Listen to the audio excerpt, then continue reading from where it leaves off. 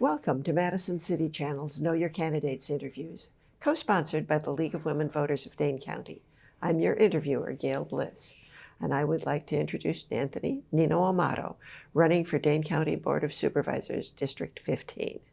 As we begin, please give an opening statement about the educational, vocational, and civic experience you have, which prepares you for this office, and why you are running for the Dane County Board. I'll start with the latter part of that question. Dane County and Madison is at a crossroads. When you're looking at the structural deficit that the county's now facing of $31 million and the huge increases they did on service fees, where they increased license fees, property taxes went up, parking at the airport went up, increase in ambulance fees, that is really hard on the average person. Those are regressive taxes. And the question becomes is how can we raise more revenues? And the reason why I'm running is that in order to get increased revenue sharing, we first have to fix a serious problem in county government. And that is the county board is treating the funds that we do have like an ATM machine. And I was very pleased to see on January 12th of this year, the new county exec came out and supported a proposal that I laid out almost a year ago, that it's time to do an internal audit of Health and Human Services on the basis of the fact that there is procedures not being followed. They're not doing the kind of due diligence review on contracts. And most recently, we had a contract with Tellurium, which provides all of the detox and mental health services for Dane County. And that contract expired, which now means that in order to take anyone for detox, you have to take them up to Fond du Lac. So that costs law enforcement more time. Either you put people in jail if you do that, you don't have the human resources staffing to do it. And so it appears that the county board, in my estimate, and following government for 40 some years, is asleep at the wheel. So that's why I'm running. Madison is where I grew up. This is where my grandparents fled fascism in Italy to come here. They were immigrants. They know what it's like to be discriminated against because their community was torn down here in Madison called the Green Bush, which was probably one of the most culturally diverse communities. And so I can see what government can and cannot do. And right now I am pleased that we have a new county exec, and I'm pleased that she's now going to be doing some internal examination. My qualifications go back quite some time. I was first elected to the Madison Common Council back when I had no gray hair. I was a graduate student at UW-Madison. And when I finished and went into the private sector, I still very much stayed involved. I served under every single mayor except this most recent one. I served under 4 county exec in some capacity. So I know the ins and outs in government. And as we mentioned earlier, if somebody said a few years ago I'd be doing this, I would have probably said, you know, have you been chewing those Colorado gummy bears? But more people need to run. When you have 37 seats with only, I think, maybe 4 or 5 primaries and only 15 contested seats, that's not engagement. And there lies the problem. We have to get more people involved. So I basically decided to give the voters a choice. And I would represent 4 districts in Middleton and 4 districts on the Madison West Side. How should the county address the significant budget deficit expected for 2027 budget? Yeah, in addition to convincing the legislature, and there could be some big changes come November of next year. There's a governor's race, there's redistricting, which means that Democrats could take control of parts of the legislature.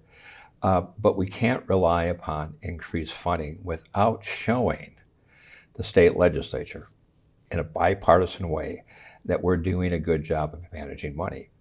The last time the city and the county got together was in 1999 when I helped elect Kathleen Falk to county exec and Mayor Sue Bauman as mayor.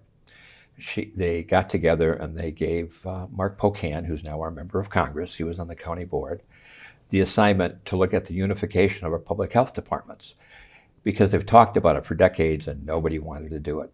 So Mark and I had the task. And it wasn't an easy task, but we finally convinced everyone that it was in the best interest of the city and the county because one side of the street would be a county clinic for public health, and the other side would be Madison.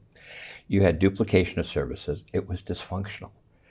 And after 6 months of weekly meetings and the fact that we looked back at the flu epidemic back in 2018, we said we have to be prepared for the next pandemic in this country. And lo and behold, 20 years later, that's exactly what happened. That consolidation not only saved money, it provided increased services and did an excellent job. We need to do the same thing and look at unification of other services. Why should Madison Metro alone be picked up by the taxpayers of Madison? They should also be shared with the counties and do more of a regional approach. So we have to do one, the internal, looking at consolidation of services, and you work at the table with the employees and with the senior managers and with county board members. And then once you begin to show that you've got your government oversights and grants are now being evaluated, and if those aren't working, you terminate them, then you make an argument to get bipartisan support to increase revenue sharing. And that would be the approach to do. So it's a dual approach. There's no silver bullets. But people can no longer afford. New home buyers are now wondering whether they can afford the taxes next year.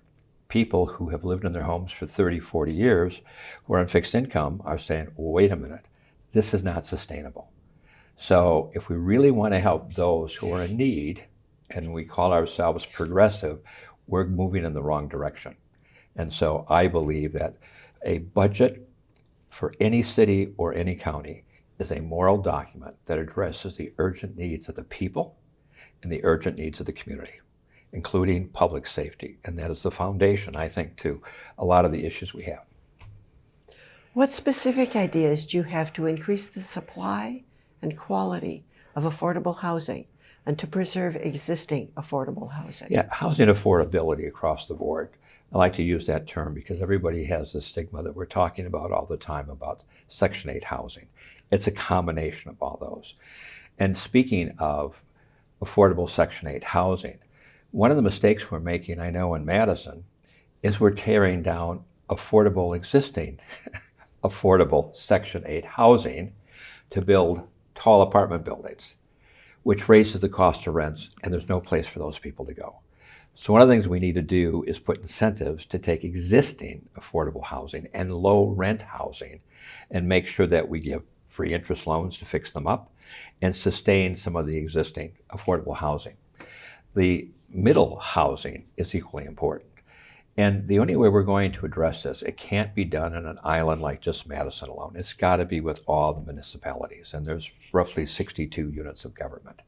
And ways to do that would be to look at a combination that if you're really going to close the economic divide, which is happening in this county and the city, especially among people of color, you can't keep building apartments. You don't build wealth that way. So you have to, in fact, I was pleased to see the State Journal had an editorial saying it's time to now convert apartments to condos and require more developers to build condos, affordable condos. They don't need to be 2,000 square feet. They could be 900 square feet. Gives people a chance to get into the condos, build equity, and also become property tax owners. So it'd be a multi-approach, and I think it's got to be done with the city and the county are major players at the table with the other municipalities. What more, if anything, do you think the county needs to do to address the needs of our neighbors experiencing homelessness? Well, we can start with the fact that we received, the state of Wisconsin, the city of Madison, a large sum of the Biden rescue funds, which was very important to use for homeless services. Unfortunately, the RFP process that was used was not properly orchestrated, and we gave $32 million over a period of 4 years to a nonprofit that turned out lied on their application, never had the experience they said they had, never had the employees they said they had, who upon getting the contract raised her salary from $72,000 to $292,000. There are laws on the IRS and on federal funds where you can't do self-enrichment, you can't do nepotism, you can't put family members on the payroll or on contracts. If you're a county organization, you don't do a board meeting and a staff meeting in Puerto Rico, Mexico. We spent over $32 million in homeless services, and homelessness went up. If you compare that to Los Angeles County, that had over $300 million spent and 4 times the amount of homeless that we had, their average cost was $3,900. Dane County and Madison was $51,000, and homeless went up. That's a red flag. So what we have to do, just what the county exec said in a recent letter, is we got to reevaluate what's going on in human resources. Half the county budget goes into human resources. And the governance and the games that are being played, unfortunately, where we've caught people bifurcating contracts to give advance money, which is illegal, bypassing the county board for oversight, now needs to be addressed. And I'm very pleased to see Melissa Agard moving in that direction. And if I get elected, I will be able to be a player because I know quite a bit about finances. I was president of the Technical College System Board, where I was in charge of 16 different campuses, actually 44 campuses. We were under a big audit with the Republicans back then. I welcomed the audit because I believe that's the way to make improvements. I was a member of the Board of Regents when we were dealing with the budget deficit, and I was part of a Fortune 500 company where we had to have every penny count. So I'm probably the most experienced person that'll enter the county board from a financial management and leadership, and basically have a track record of solving problems. When faced with making difficult, controversial decisions, how will you ensure you are getting input from residents with broad range of perspectives? Well, I think that's key for any county board member.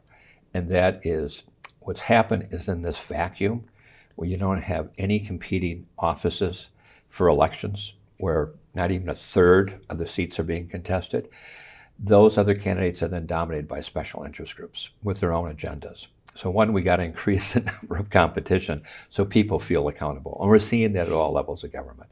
I think the other real issue here that needs to be done is to work together collaboratively.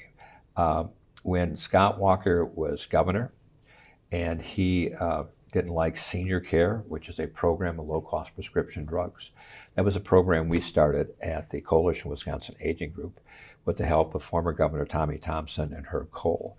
And no one thought, after he took it out of the budget, we could get it back in the budget because Republicans controlled the legislature.